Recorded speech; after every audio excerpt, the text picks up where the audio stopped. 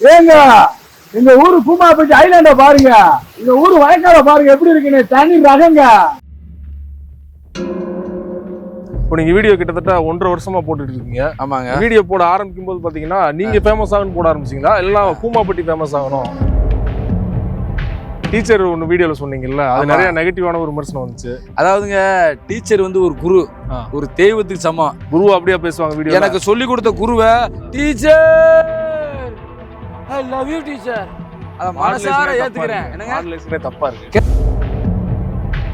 பூஜா கிட்ட பார்த்தா ஃபர்ஸ்ட் என்ன பேசுவீங்க? பூஜா கிட்டே பார்த்தோன்னே உங்க கூட ரொம்ப நாள் பேசணும் ஆசையா இருந்தேன், இன்னைக்கு நான் பேசுறேங்க, ரொம்ப சந்தோஷங்கன்னு பேசி வந்துடுவேன். நம்ம கேமராமேன் தான் பூஜா கிட்ட என்ன பேசுவீங்க சொல்லுங்க. ஏங்க ஏங்க உங்களை தாங்க பார்க்க ரொம்ப நாள் ஆச்சு டீச்சர். அவங்களும் டீச்சர் தானா? எனக்கு அவங்கள பார்த்தாலே ஒரு இன்ஃபர்மேஷன் மாதிரி இருக்கு, ஒரு இதா இருக்கு. உங்களை பார்த்தோன்னே தப்பா புரிஞ்சுக்க போறாங்க. அவங்க தப்பா புரிஞ்சுக்க மாட்டாங்க. ஏன்னா இந்த மாதிரி வந்து பேசுறவங்க தான் சீக்கிரம் வைரல் ஆயிடுறாங்க அப்படின்னு அந்த வாட்டர் மெலன் ஸ்டார் திவாகரோட ஒப்பிடுறாங்க இல்லையா? வேற இந்த திவாகர் மாதிரி நான் அப்படி கிடையாதுங்க. அது டாக்டர் திவாகர் இப்படி வைப்பாரு, அப்படி இப்படி வைப்பா அவர் தானே ஆகுனா அப்படி அப்படி வச்சுட்டு இப்படி. உங்களை வந்து கூமாப்பட்டி கூமுட்டை இந்த மாதிரிலாம் வீடியோ போட்டு அதாவதுங்க திசை திருப்புறாரு. வேதத்துல என்ன சொல்லி இருக்குது? சூத்திரர்கள்லாம் என்னன்னு தெரியுமா அவருக்கு? சூத்திரர்கள் இருக்காங்க, என்னென்னமோ சொல்றாங்க. வேத பத்தி எனக்கு அதெல்லாம் தெரியாது. தெரியாம எப்படி வேதத்தை ஃபாலோ பண்ணி? எனக்கு எந்த சோசியல் மீடியா ஒரு காலகட்டத்தில் ஒருத்தர் தூக்கி கொண்டாடும், அதே சோசியல் மீடியா பார்த்தீங்கன்னா ஏதாவது ஒரு இடத்துல நீங்க ஸ்லிப் ஆனா கூட வந்து வச்சு செஞ்சிருவாங்க இல்லையா? ஸோ இதை எப்படி நீங்க தக்க வச்சுக்க போறீங்க?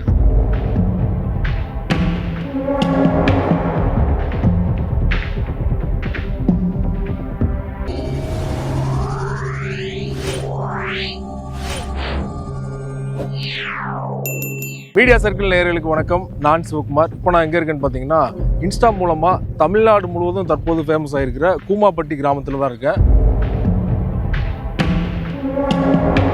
இந்த கிராமத்தை ஃபேமஸ் ஆக்கிய இந்த கிராமத்தை சேர்ந்த தங்கப்பாண்டியன் தான் நம்ம பேட்டி எடுக்க வந்துட்டோம்.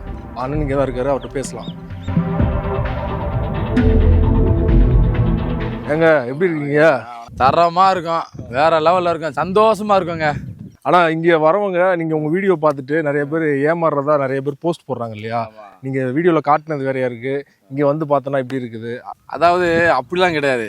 நான் வீடியோவில் குளிச்சது எல்லாமே ஐலாண்டு, கூமாப்பட்டி ஐலாண்டுக்குள்ள இருக்கு. இப்போ யாரும் அலோடு கிடையாது. வீடியோ கூமாப்பட்டி வந்து உலக அளவில் ட்ரெண்ட் ஆனதுக்கு அப்புறம் தான் லாக் அடைச்சாங்க. அதுக்கு முன்னத்துல வந்து அந்த பெரியாறு, கோவிலாறு டேம்பு, அத்திக்கல் ஃபால்ஸு, பேச்சிங்கெல்லாம் ஓப்பன்ல இருந்துச்சு. 5 வருஷம் முடங்கி இருந்துச்சு. ஆனால் ஒரு பக்கம் திறந்துருந்துச்சு, எல்லா மக்களும் குளிச்சாங்க, சந்தோஷமா இருந்தாங்க. ட்ரெண்டிங் ஆனதுக்கப்புறம் கம்ப்ளீட்டாக அடைச்சிட்டாங்க. என்னை நம்பி வந்த சுற்றுலா பயணிகள் வந்து அவங்க நினச்சிருந்தா அவங்க அரசாங்கம் பார்த்துட்டு திறந்து விட்டுருக்கலாம். அதிக மக்கள் வர்றதுனால பூட்டிட்டாங்க. பொதுப்பணித்துறை, வனத்துறை கட்டுப்பாட்டில் இருக்குது, யாரும் வரவிடக்கூடாது. ஆனால் அது ஏற்கனவே அது சுற்றுலாத்தலமாக இருந்துச்சு. 5 வருஷமா கிடப்பில் போட்டிருந்தாங்க. இப்போ அதை புதுப்பிச்சு வரும்னு ஒரு நம்பிக்கை இருக்குது. இந்த வீடியோ ட்ரெண்டிங் ஆனதுக்கப்புறம் வந்திருக்கு. 5 வருஷமா கிடப்பில் போட்டிருந்தாங்கன்னா போன கவர்மெண்ட் இருந்தப்போ அது ஆக்டிவாக இருந்துச்சா? 5 வருஷமா இருக்கும்போது கொரோனா பீரியடில் அடிச்சது. கொரோனா பீரியடில் முடக்கிட்டாங்க. ஓகே. அதுக்கப்புறம் என்ன ஆச்சு எனக்கே தெரியல. அதுக்கப்புறம் மீண்டும் அதை சுற்றுலாத்தலம் ஆக்கியிருக்கணும். இன்னைக்கு டேம்பில் வந்து அந்த கொரோனா பீரியட் முடிஞ்சதுக்கப்புறம் டேம்பில் பராமரிப்பு இருக்குதா இல்லை பராமரிக்கிறான்னு தெரியல. ஆனால் எங்களை அலோடு விட மாட்டேங்காங்க உள்ள. ஓகே. என்ன காரணம் சொல்கிறாங்க? உள்ள விட காரணம் என்னன்னா, அதிகப்படியான சுற்றுலா பயணிகள் வர்றதுனால வந்துக்கிட்டு இருக்காங்க.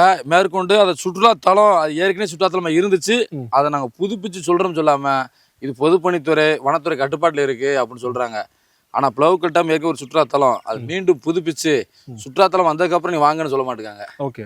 அது கொஞ்சம் என்னன்னு தெரியல, பார்த்துக்குருவோம். டைமிங் சொல்கிறாங்களா எவ்வளோ நாளில் புதுப்பிக்க போகிறோம் அப்படின்னு? அது அரசாங்கத்திட்ட தாங்க கேட்கணும். விருதுநகர் கலெக்டர் ஒரு போஸ்ட் போட்டிருக்காரு பார்த்தீங்களா? அறிவிச்சிருக்கோம், விரைவில் கவர்மெண்ட் தரப்புல இருந்து நல்ல செய்தி வரும் அப்படின்னு சொல்லிட்டு போட்டுருந்தாரு. அது ரொம்ப விருதுநகர் ஐயா கலெக்டர் நல்ல முடிவு எடுத்திருக்காப்புல. தமிழக முதல்வர் ஐயா ஸ்டாலினும் நல்ல முறை சொல்லியிருக்காப்புல. நல்லது நடக்கும், நம்பிக்கை இருக்கு. முன்னாள் கலெக்டர் ஜெயசீலன் வந்து ஒரு போஸ்ட் போட்டிருந்தாரு, அதுவே வைரல் ஆனது.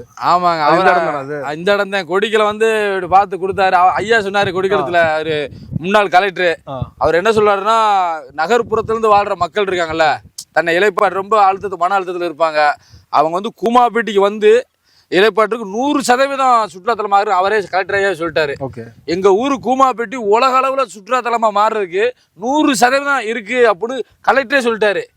இதுக்கப்புறம் என்னங்களால சும்மா இருக்க முடியாது. ஏன்னா என் கண்ணு முன்னாடியே பிளவுக்கல் டேம் வந்து 5 வருஷம் முடங்கிருந்துச்சு. இப்படியே விட்டேன்னா அடுத்த தாமரை அவ்வளவுதான், தரிசா போயிடும். நான் விட மாட்டேன். அதாவது மீண்டும் அதை புதுப்பிச்சு ஒரு மிகப்பெரிய சுற்றுலாத்தலமா ஆக்கியே தீருவேன். இப்போ நீங்க வீடியோ கிட்டத்தட்ட 1.5 வருஷமா போட்டுட்டு இருக்கீங்க. ஆமாங்க. வீடியோ போட ஆரம்பிக்கும் போது பாத்தீங்கன்னா நீங்க ஃபேமஸ் ஆகணும்னு போட ஆரம்பிச்சீங்களா இல்ல கூமாப்பட்டி ஃபேமஸ் ஆகணும்? அதாவதுங்க நான் வீடியோ போட ஆரம்பிச்சதே வேற. என்ன ரீசனுக்காக? ட்ரிப்புக்கு போய்கிட்டு இருந்தோம். என்னைய காசு 600 ரூபா கேட்டாங்க. ஒரு ஆளுக்கு 600 ரூபா சொன்னாங்க. நான் 600 ரூபா ரெடி பண்ணிட்டேன், சாப்பாடு பசாரிச்சு இருக்கிற மாதிரி. ஆனா அவங்க என்னடானா என்கிட்ட 450 ரூபா இருந்துச்சு, ஒரு 150 ரூபா இல்லைன்றக்கா என்னை பஸ் விட்டு இறக்கி விட்டாங்க. பஸ் விட்டு இறக்கி விட்டான் ஏலிக்கு நான் கெஞ்சினேன், ரொம்ப அசிங்கப்படுத்திட்டாங்க. அப்புறம் முடிவு எடுத்துட்டேன். இப்போ அந்த நண்பர்கள்லாம் பார்த்து என்ன சொல்றாங்க? அந்த நண்பர்கள் அரண்டு ஓடியே போனாங்க, என் பக்கத்துல வர மாட்டேங்காங்க. அவன் என்கிட்ட பேசவே மாட்டேங்கான். என் வைராக்கியத்துக்கு ஒரு நாள் உலகம் பதில் சொல்லும்.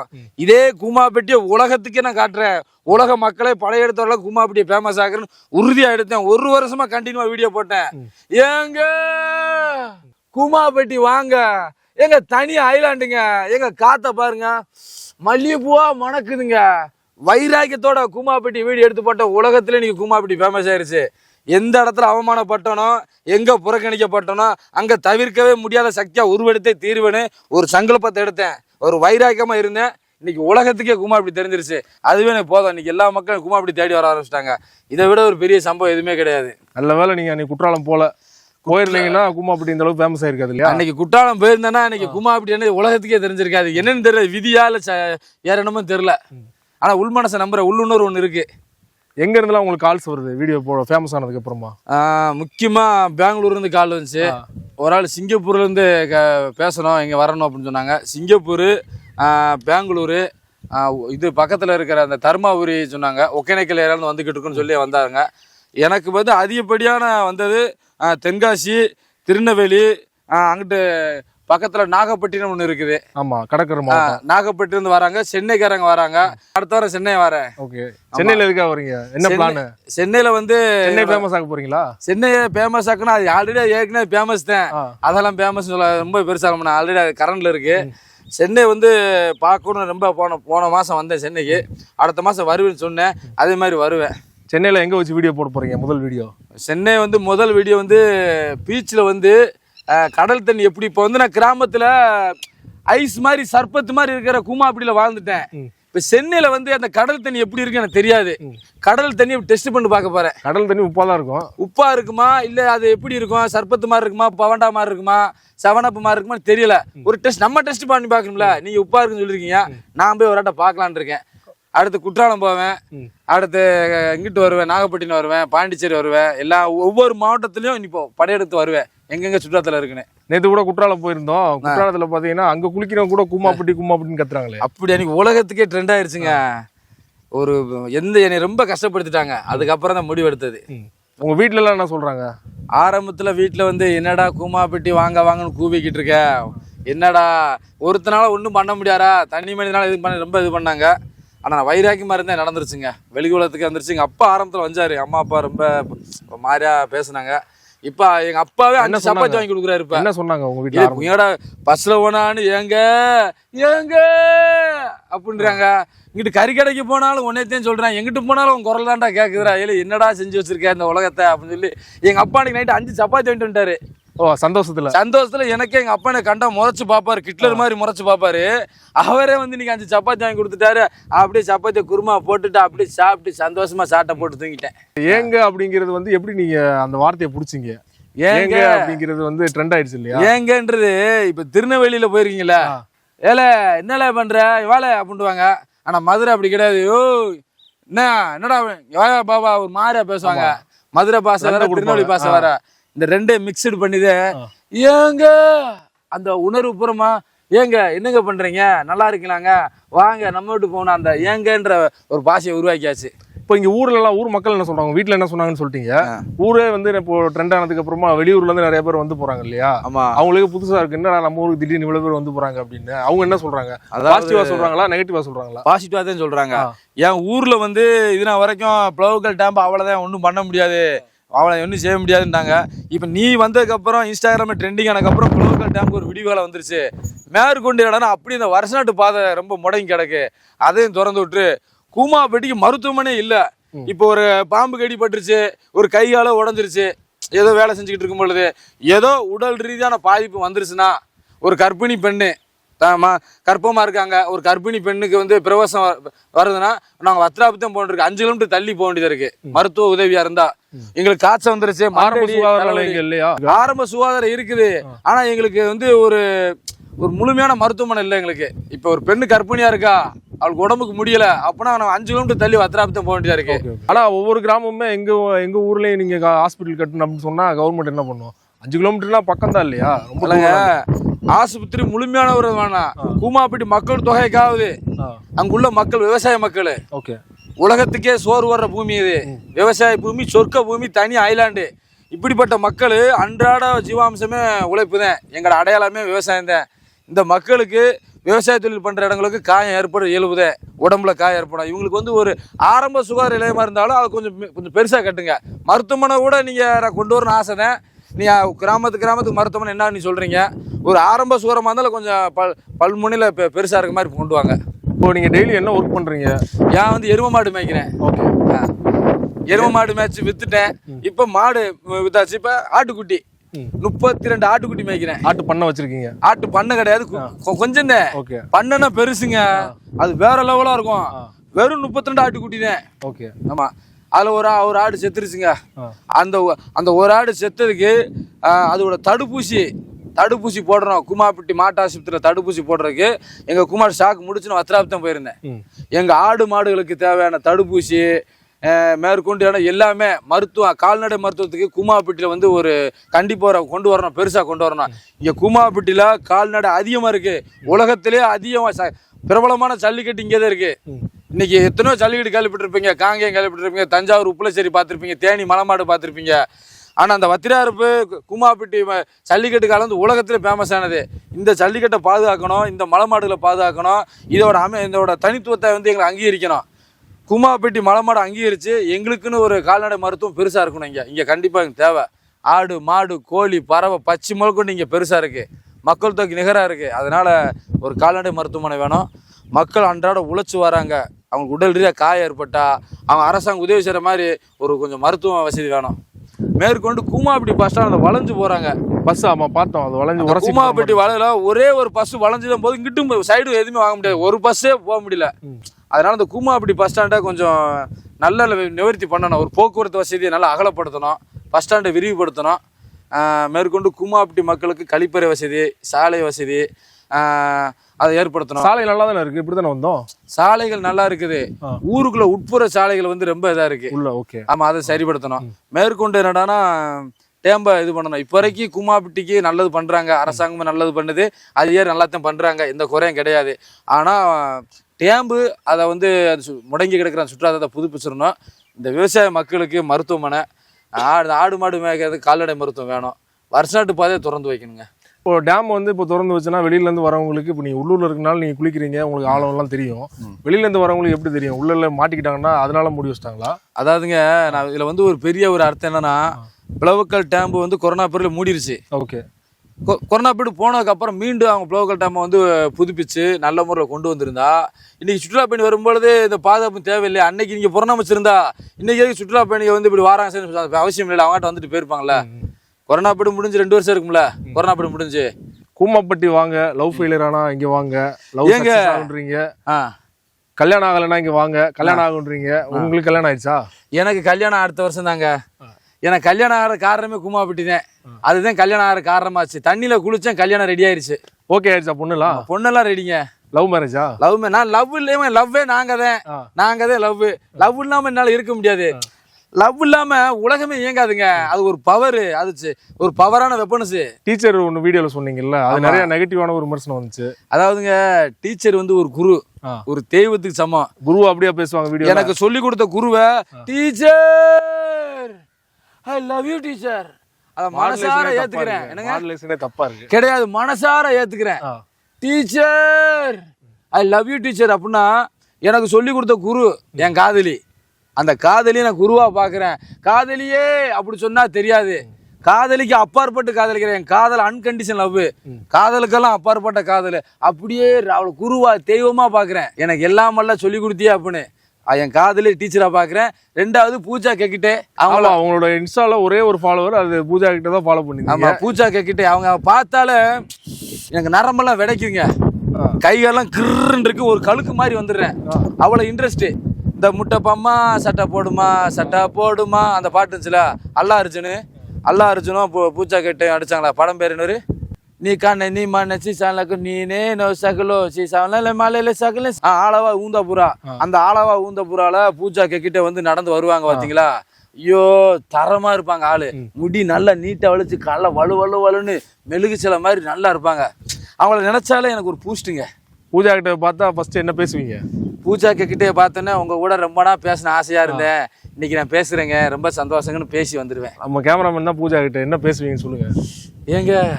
ஏங்க உங்களை தாங்க பார்க்க ரொம்ப நாள் ஆச்சு டீச்சர். அவங்களும் டீச்சர் தானா? எனக்கு அவங்களும் அவங்க பார்த்தாலே ஒரு இன்ஃபர்மேஷன் மாதிரி இருக்கு, ஒரு இதா இருக்கு. உங்களை பார்த்தோன்னே உங்களை இருக்குங்க தப்பா புரிஞ்சுக்க போறாங்க. அவங்க தப்பா புரிஞ்சுக்க மாட்டாங்க. ஏன்னா நான் அவங்க ரொம்ப விரும்புறேன். அவங்கள விரும்புறதுனால என்ன நன்மை நினைச்சுக்குவாங்க, நமக்காக ஒருத்தர் நல்லா இது பண்றான்னு. அவளை பார்த்தோன்னே ரொம்ப சந்தோஷப்படுவேன். உங்களை பார்க்கத்தாங்க, உங்களை பார்த்து பேச ரொம்ப ஆசைப்பட்டேன், சந்தோஷமா இருக்குங்க. அவனு பக்கத்துல ஒரு போட்டா பிடிச்சிக்கிருவேன். அவ்வளவுதாங்க, வேற எதுவும் கிடையாது. என்ன எப்படி பேசுவீங்க அவங்ககிட்ட? அவங்களுக்கு தமிழ் தெரியாது அவங்களுக்கு. இன்னும் பூச்சாட்டி தமிழ் தெரியாதா? இப்ப தமிழ் படம்லாம் நடிச்சாங்க, தமிழ் படத்துல டப்பிங் வேற ஒருத்தவங்க பேசுவாங்க. ஐயா பூஜா கிட்ட கூமாப்பட்டி கூட்டு வந்து தமிழ் சொல்லி கொடுக்கணும். அப்ப உங்களுக்கு தமிழ் கிளாஸ் எடுக்க போறீங்க. அவங்களுக்கு கூட வந்து தமிழ் என் கூட 2 நாள் பழக வச்சு, அவங்க பெரிய நடிகர், என் பக்கத்துல வரமாட்டாங்க. எனக்கு அவங்க எல்லாம் பெரிய வான அளவுல பெரிய ஆளு. எல்லாரும் உங்க பக்கத்துல வரணும்னு ஆசைப்பட்டு இருக்காங்க, பூஜா கிட்ட ஆசைப்பட மாட்டாங்களா? அவங்ககிட்ட பக்கத்துல வந்து ஏங்க நான் தமிழ்ல சொல்லுவேன், ஹிந்தி நடிகர் பக்கத்து ஹிந்திக்காரங்களை தெரிஞ்சவங்கள அவன் என்ன சொல்றாங்களோ கேட்டுட்டு அவன் சொன்னானா, டீச்சர் உங்களை பார்க்கத்தான் நான் பாலவே பண்ணியிருக்கேன்னு சொல்லி ஒரு போட்டா கொடுத்துக்கிறேன்னு போட்டா எடுப்பேன். அது போதும். அவங்க ரேஞ்சு வேற, நம்ம ரேஞ்சு வேற. இருந்தாலும் என் நம்பிக்கை நான் தன்னம்பிக்கை உறுதியா நின்றேன்னா அது வேற மாதிரி ஆயிரும். என் நம்பிக்கை வந்து என்னோட இதுக்கு மட்டும் போட மாட்டேன், எல்லாரும் காமனாத்தான் பார்ப்பேன், யாரையும் ஒப்பிட்டு பேச மாட்டேன். குறிப்பா உங்களை பத்தி நீங்க வைரல் ஆயிட்டீங்க, பெரிய விஷயம். அது ஷார்ட் டைம்ல வந்து இவ்வளவு பெரிய வைரல் ஆயிருக்கீங்கன்னா, அது நெகட்டிவா என்ன சொல்றாங்கன்னா, இந்த மாதிரி வந்து பேசுறவங்க தான் சீக்கிரம் வைரல் ஆயிடுறாங்க அப்படின்னு அந்த வாட்டர்மெலன் ஸ்டார் திவாகரோட ஒப்பிடுறாங்க இல்லையா நிறைய பேர். நான் வந்துங்க என் மனச்சாட்சியை தொட்டு சொல்றேன், தமிழ்நாட்டு மக்களுக்கு சொல்றேன், நான் என் பேரையோ என்னையவோ நான் மென்ஷன் படுத்த விருப்பம் இல்லை. நான் ஒரு ஆளே கிடையாது. பூமி எத்தனை பேரை பார்த்துருக்கு, நான்லாம் ஒரு ஆளா? ஒரு இத்து போன நாளாக ஒரு ஆள். இந்த பூமி எத்தனை பேரை பார்த்துருக்கு? சாதாரண 1ஆம் உலக போரை பார்த்துருக்கு, 2ஆம் உலக போரை பார்த்துருக்கு, எத்தனையோ போரை பார்த்துருக்கு, என்னென்னமோ பார்த்துருக்கு. என்னெல்லாம் ஒரு ஆளை பார்க்காதீங்க. நான் ஒரு மண்ணு மாதிரி. என் கண்ணு முன்னாடியே என்னோட கூமாப்பட்டி, உலகத்திலே தலை சிறந்த ஒரு சுற்றுலாத்தலம் கூமாப்பட்டி முடங்கி கிடக்கு. அதை எப்படியாவது வெளியே கொண்டு வந்து ஒரு சுற்றுலாத்தலம் மாத்திரம்ன்றக்காகத்தான் மக்கள் மத்தியில் வந்து எப்படியா கொண்டு வந்தேன். வேற இந்த திவாகர் மாதிரிலாம் நான் அப்படி கிடையாதுங்க. அது டாக்டர் திவாகர் இப்படி வைப்பார், இப்படி வைப்பார், அவர் தானே ஆகுனா அப்படி அப்படி வச்சுட்டு இப்படி அவர்லாம். அதை வந்து நான் என்னை வெளிப்படுத்தலை. நான் இதுனா வரைக்கும் என்னோட ஐடியில் என்னோட தங்கப்பாண்டின்னு சொல்லியிருந்தேன்னா என்னன்னாலும் செருப்பை கொண்டு அடிச்சிருங்க. சொல்லியிருக்கீங்க. நான் தங்கப்பாண்டி என் பேரை சொல்லியிருந்தேன்னா என்னை செருப்பால அடிச்சிருங்க. என் பேரையோ என்னையோ நான் வெளிப்படுத்தவே மாட்டேன். எனக்கு என் ஊர் தான். ஏங்க அவன் ஊரை நேசிக்கலனா அவங்க ஊரை யாருங்க காப்பாற்றுவா? மக்களை, தமிழ்நாட்டு மக்களை, அவன் ஊரை நேசிக்க. நம்ம ஊரை நம்ம நேசித்தா தான் நம்ம ஊரை காப்பாற்ற முடியும். வேற யாராலும் காப்பாற்ற முடியாது. நம்ம தாய் மண்ணு, நம்ம கிராமத்தை, அதாவது உங்க ஊரை நீங்க நேசித்தாத்தேன் உங்க ஊரை காப்பாற்ற முடியலன்னா வேற யாராலும் காப்பாற்ற முடியாங்க. உங்க ஊர் மேல நேசிங்க, அதுக்கப்புறம் பார்த்துக்குருவோம். எனக்கு என் கூமாப்பட்டி என் சொர்க்க பூமி, என்னுடைய ரத்தம் மாதிரி. இந்தியா எப்படி என் தாயோ, இந்தியா எப்படி என் ஆன்மாவோ, கூமாப்பட்டி என் ரத்தங்க. அதே மாதிரி நீங்க வீடியோல பேசும்போது பாத்தீங்கன்னா நான்வெஜ் சாப்பிட மாட்டேன், பூண்டுலாம் சாப்பிட மாட்டேன்னு சொன்னீங்க. அதோட சேர்த்து தண்ணி தம்பி கெட்ட பழக்கம் இல்லைன்னு சொன்னீங்கன்னா அப்போ அதையும் கெட்ட பழக்கம்னு சொல்றீங்க. அதாவதுங்க ஒரு தனி மனுஷன் என்னன்னாலும் சாப்பிடு, நீ கறி மீன் முட்டை கருவாடு சாப்பிடு, இல்ல வச்சு உன்னோட விருப்பம். ஒரு உணவு சாப்பிட்றன்னு வந்து சாப்பிடக்கூடாது யாருமே சொல்லக்கூடாது. நீ எதனாலும் சாப்பிடு. என்னோட விருப்பம் வந்து நான் இயற்கையை நேசிக்கிறவன். என் காத்து என் உடம்புல பட்டுன்னு ஐயோ ஏங்க இந்த காத்து படும்பொழுது என் உடம்புல இருக்கிற ஒவ்வொரு அணுக்களும் மாறுது, அப்படியே புன்னகையா இருக்கு. அதாவது மரம் செடி கொடி எல்லாமே, புல் பூண்டு, இங்கிட்டு வந்து பச்சை உயிரிலிருந்து பச்சை பறவை வரைக்கும் எல்லாமே எனக்குள்ளதான் இருக்கு. நான் வந்து எனக்குள்ள வலி, இப்ப கில்லுனா வலிக்குதுல, அது மாதிரி ஆடு மாடுக்கு வலிக்கும், அடிச்சா வலிக்கும். அதனால அது எனக்குள்ள இருக்கிற ஆன்மா தான் அங்கே இருக்குது. அதாவது அண்டத்துல என்ன இருக்கோ அதுதான் பிண்டத்துல இருக்கு, பிண்டத்துல இருக்கு அண்டத்துல இருக்கு. ஒட்டுமொத்த பிரபஞ்சமே எனக்குள்ளதான் இருக்கு. எனக்குள்ள இருக்கிறதான் பிரபஞ்சத்துல இருக்கு. நான் வேற பிரபஞ்சம் வேற கிடையாது, எல்லாமே ஒண்ணுதான். அதனால என் கண்ணுக்கு தெரிந்த மரம் செடி கொடி புல் பூண்டு எல்லாமே எனக்குள்ள இருக்கு, அங்கே இருக்கு. நான் யாரையும் தீண்ட மாட்டேன். அதனால விலங்குகளை கொல்வது எனக்கு பிடிக்கல. விலங்கும் நான் தான், ஆடு மாடு நான் தான் ஆடு மாடு. அங்கே ஆணையில் என்ன ஒரு மரத்தில் ஒரு மாடு இருக்குது, மாட்டுக்குள்ளே என்ன இருக்கோ அதான் எனக்குள்ளே இருக்குது. ஆட்டுக்குள்ள என்ன இருக்கு அது எனக்குள்ள இருக்குது. நான் யாரும் எதுவும் எனக்கு பண்ண மாட்டேன். அதனாலதான் கறி மீன் முட்டை சாப்பிட மாட்டேன். அதாவது வெங்காயம் பூண்டு சாப்பிடணும்னு சொல்லல, வெங்காயம் பூண்டு கத்தரிக்காய் காளான்னு எனக்கு பிடிக்காது. கத்தரிக்காய் பிடிக்காது. கத்தரிக்காய் திண்டாலே எனக்கு ஒரு மாதிரியா குமட்டுது. ஓகே. சின்ன வயசுல இருந்தே எனக்கு இந்த வெங்காய வாடையை கண்டா பிடிக்கல. இதை நான் சீக்கிரம் டாக்டர் தான் பார்க்கணும். ஒரு டாக்டர்கிட்டயோ இல்லை ஒரு மணல டாக்டர்கிட்டயோ போய் எனக்கு வெங்காயம் பூண்டு பக்கத்துல வந்தாலே பிடிக்க மாட்டேங்குது. என்னன்னே தெரியல. சின்ன வயசுல இருந்து எனக்கு வெங்காய வாடை வந்தாலே எனக்கு அப்படி குமட்டுது. வெங்காயம் இந்த பூண்டு இந்த கத்தரிக்காய் இந்த காளானு எனக்கு பிடிக்கவே மாட்டேங்குது. பிறவில இருந்த எனக்கு அது என்னன்னு தெரியல. அதை மக்கள்கிட்ட தான் பார்க்கணும். இப்போ நீங்க வந்து அனிமல்ஸை விலங்குகளை துன்புறுத்த மாட்டீங்கன்னா ஆடு மாடு கோழி சாப்பிட மாட்டேன்னு சொல்லிட்டீங்க. ஆமா.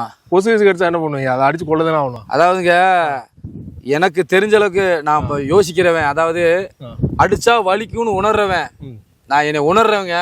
நான் ஏன் ஆடு மாடை கொல்ல மாட்டேன்னு சொல்றேன்னா, நான் ஆடு மேய்ச்சிக்கிட்டு இருக்கேன். 15 மாடு சாப்பிட மாட்டீங்க. ஓகே. 15 மாடு மேய்ச்சிக்கிட்டு இருக்கேன். மேய்ச்சிட்டு இருக்கும்போது நாய் இழுக்குது. ஆலமரத்துல நல்ல சரியான மழை, கம்மாய்க்குள்ள தண்ணிக்குள்ள மாடை 15 மாடை இறக்கி விடுறேன். இறக்கி விட்டுட்டு நாயை பக்கத்துல வச்சுக்கிட்டு இருக்கேன். நாய் பக்கத்துல சுத்தி இருக்கணும்னு நாய் விக்கு விக்கு விக்குன்னு இழுக்குது. எதுக்கு நாய் இப்படி இழுக்குதுன்னு பாக்குறேன். சும்மாரு அப்படின்னு அடிக்கிறேன், மறுபடியும் இழுக்குது. ஒரு 8 தான் தள்ளி வைக்கிறேன். மேல இருக்கிற உடஞ்ச கொப்பு கீழே விழுகுது. அந்த நாய் மட்டும் எனக்கு இழுக்கலன்னா அந்த மேல மறைஞ்ச கொப்பு மேல விழுகும். அப்ப என்னைய மீறி அந்த விலங்குக்குள்ள ஏதோ ஒண்ணு கொண்டு வந்திருக்கு. நான் அரிய இடம் தேவையில்லாம நாய் இழுத்துட்டு வருது நான் நினைச்சுக்கிட்டு இருந்தா அந்த நாய் எனக்கு இழுக்குது. நான் ஒரு ஸ்டெப்பு தள்ளி வைக்கிறேன். மரத்துல 52 கொப்பு கீழே வந்திருக்கு. எனக்கு தெரியல. அன்னைக்கு மட்டும் நாய் இழுக்கல. அந்த நாய் பிடிச்சி கீழே இழுக்கலனா, ஒரு 2 ஸ்டெப்பு இழுக்கலனா என்ன மரம் மண்டை உடச்சு மண்டை மூளை செதறி துண்டு துண்டா போயிருப்பேன். அன்னைக்கு நாய் மட்டும் இழுக்கலனா. சாதாரண கொப்பு தாங்க. கொப்பு கிடையாது. அது மழை பெஞ்சு பெரிய கொப்பு ஒடிஞ்சு நுனியில நிக்குது. அந்த கொப்பு மண்டையில விழுந்தா கொப்பு சாதாரணதா?